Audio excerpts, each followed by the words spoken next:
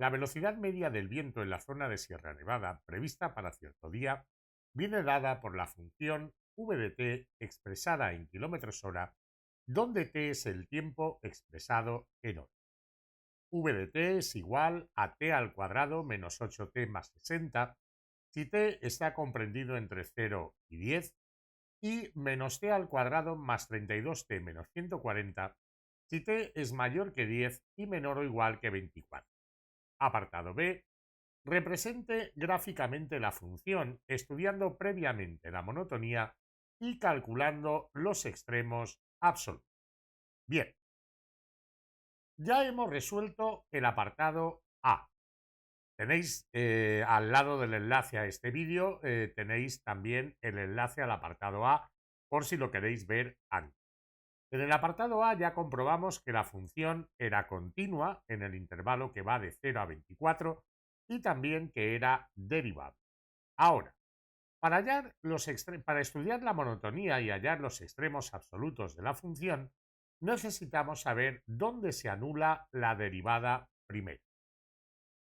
Tenemos que en el intervalo de 0 a 10, la derivada de la función v' de t es igual a 2t menos 8. Sería simplemente derivar el polinomio t al cuadrado menos 8t más 60. En el intervalo que va de 10 a 24, la derivada v' de t es menos 2t más 32. Bien, vamos a ver dónde se anula cada una de las derivadas. Si igualamos a 0 la primera de ellas, nos daría 2t menos 8 igual a 0. De ahí 2t igual a 8. Y despejando t igual a 4 horas. En la segunda, igualando a 0, obtendríamos que menos 2t más 32 es igual a 0, que 32 es igual a 2t y por tanto que t es igual a 16 horas. Las dos soluciones son válidas puesto que están dentro del intervalo de definición de esa derivada de cada una de ellas. Bien, ahora vamos a hacer una tabla de signos para la derivada primera. Esa tabla va a ser válida únicamente en el intervalo que va de 0 a 24, puesto que fuera de ese intervalo la función no estaría definida, ¿de acuerdo? Bien, voy a hacer esto un poco más corto, de acuerdo. Tenemos aquí 0,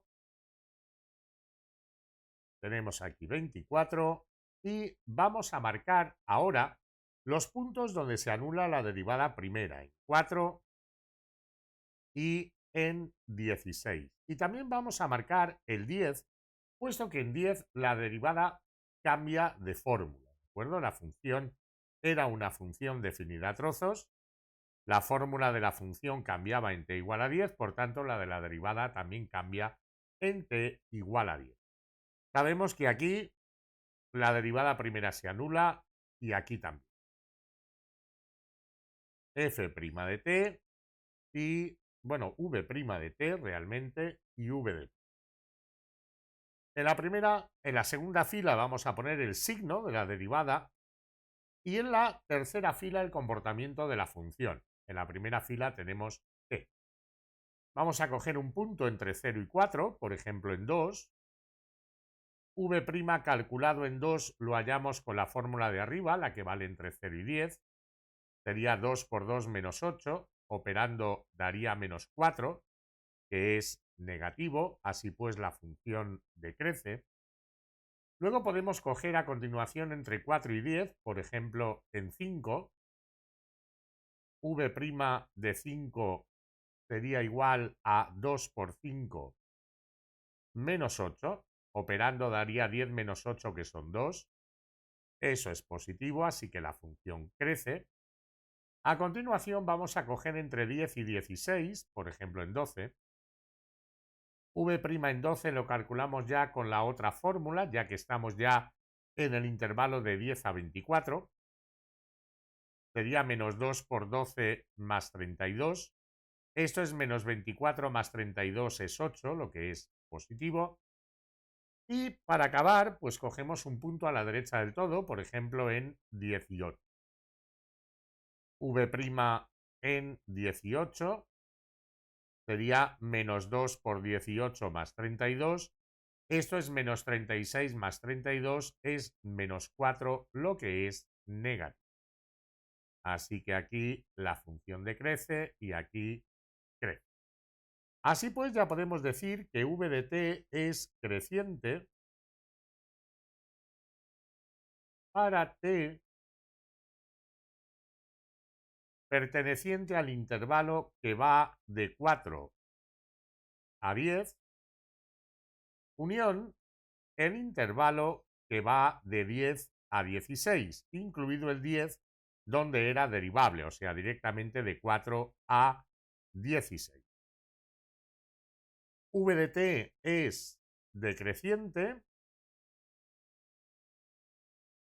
para t perteneciente al intervalo que va de 0 a 4 y t perteneciente al intervalo que va de 16 a 24. Hay quien pone la unión entre los dos intervalos, ¿de acuerdo? Si veis que vuestro profesor lo hace o vuestra profesora, pues hacedlo. Yo no estoy de acuerdo, ya que si ponemos la unión entre los dos intervalos, esto significa que en todos los puntos del segundo intervalo la función es menor que en todos los puntos del primer intervalo. Y eso no tiene por qué ocurrir, ¿de acuerdo? O sea, yo prefiero ponerlo por separado. Bien, ahora, también tenemos que hallar los extremos absolutos. Sabemos que la función es continua en el intervalo de 0 a 24 y por otra parte que 0 a 24 es un intervalo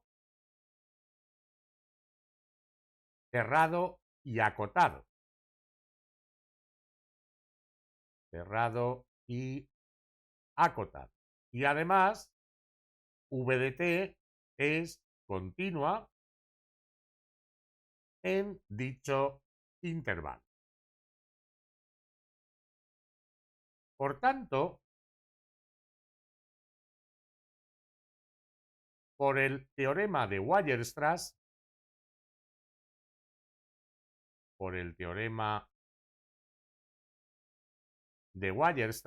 sabemos que v de t alcanza un máximo y un mínimo absolutos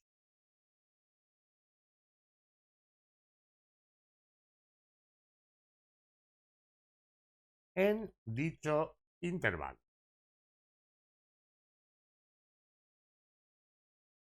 ¿Dónde puede alcanzar el máximo y el mínimo absoluto? Puede alcanzarlos en los extremos del intervalo o en los máximos y mínimos relativos. Fijaros que aquí tenemos un mínimo relativo en x igual a 4 e y igual a v de 4, que lo obtenemos sustituyendo t por 4 en la primera rama de la función, sería 4 al cuadrado menos 8 por 4 más 60. 4 al cuadrado menos 8 por 4 más 60. 4 al cuadrado es 16 más menos 32 y más 60. Esto nos daría 44 kilómetros por hora.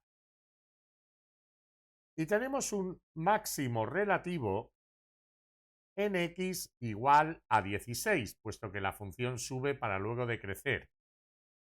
E y igual a v de 16.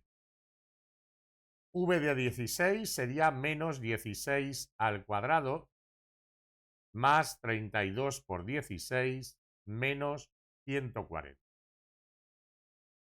Vamos a llevarlo abajo.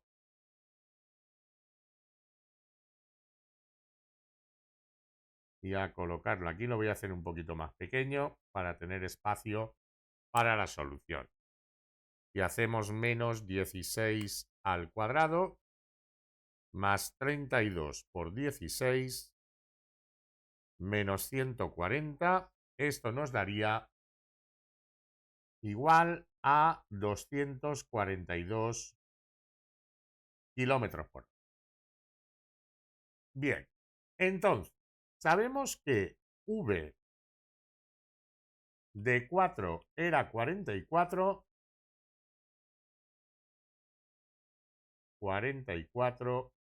kilómetros hora, que V de 16 es 242 kilómetros hora. Voy a comprobarlo, no me termino. Sí, está bien, menos 140. Voy a comprobarlo. Sí, está bien, está bien. Menos.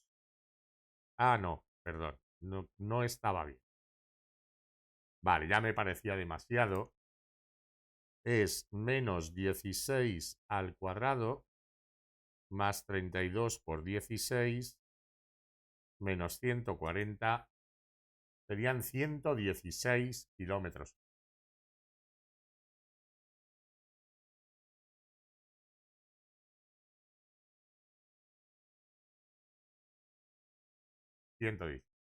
Vale. Y ahora debemos hallar, además, V de 0 y V de 24, o sea, el valor de la velocidad en los extremos del intervalo. En 0 sería de 60 kilómetros hora, sustituyendo la t por 0 en la primera rama. Y en 24 sería menos 24 al cuadrado más 32 por 24 menos 140. Menos 24 al cuadrado más 32 por 24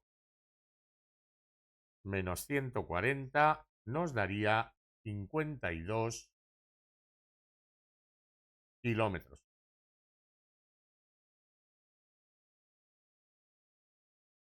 Bien. Entonces, ya podemos decir cuál es el máximo y cuál el mínimo absoluto. El mínimo absoluto de la velocidad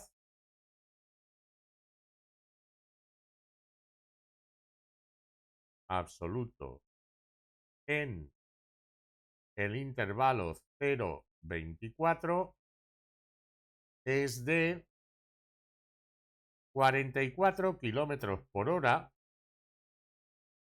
y se alcanza a las 4 horas. Por otra parte, el máximo absoluto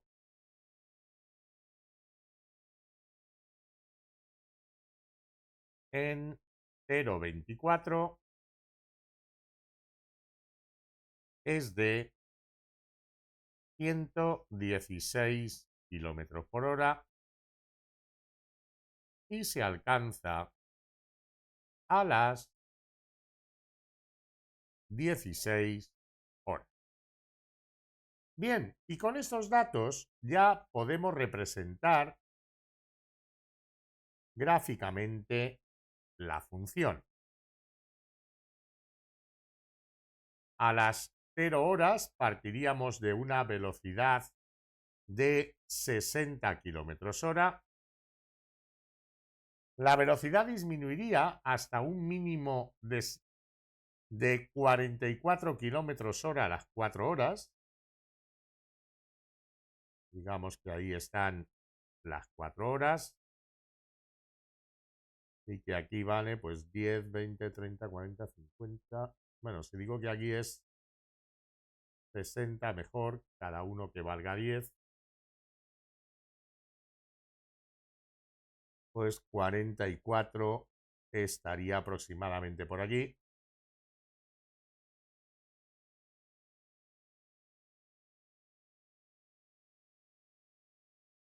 Esto haría así un mínimo. Luego crecería hasta una velocidad máxima de 116 kilómetros hora a las 16 horas.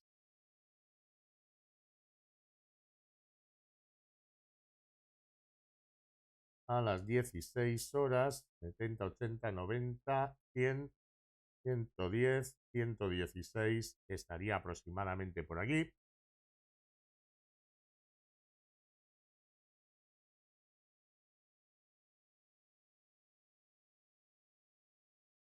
Y disminuiría hasta una velocidad de 52 kilómetros hora a las 24 horas. La gráfica tiene un punto de inflexión, evidentemente. No lo hemos calculado. Lo podemos calcular, estaría por aquí, ¿vale? Tendríamos que hacerlo. Bueno, no, perdón, no tiene punto de inflexión. Lo que ocurre es que la curvatura a las 10 horas cambiaría, ¿de acuerdo? Puesto que cambiaría la gráfica de la función. Cambia la fórmula a las 10 horas. Entonces ahí cambia de ser convexa a ser cóncava, ¿de acuerdo? Bien, y ya tenemos la velocidad representada. Bien, entonces, ¿qué hemos hecho? Lo que hemos hecho en primer lugar es hallar la derivada primera y ver dónde se anula para cada una de las ramas de la función.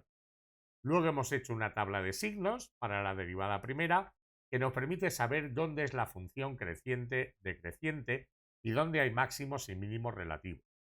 Y luego, como la función era continua en todo el intervalo, hemos hallado el valor de la función. Bueno, sabemos que tiene un máximo y un mínimo absolutos en ese intervalo y hemos hallado el valor de la función en el máximo y el mínimo relativos y también en los extremos del intervalo.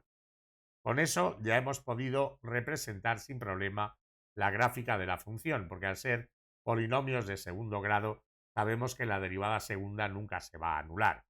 La función si cambia de curvatura en t igual a 10, donde también podemos calcular cuánto, bueno, lo teníamos hallado del apartado A, si miráis la solución del apartado A lo podéis ver, en t igual a 10 se vería con la primera rama de la función, tendríamos 10 al cuadrado que son 100, menos 80 más 60, la función valdría 80 kilómetros hora, la velocidad ahí sería de 80, ¿de acuerdo? Entonces, con ese dato adicional ya podemos representar con total exactitud la gráfica de la función.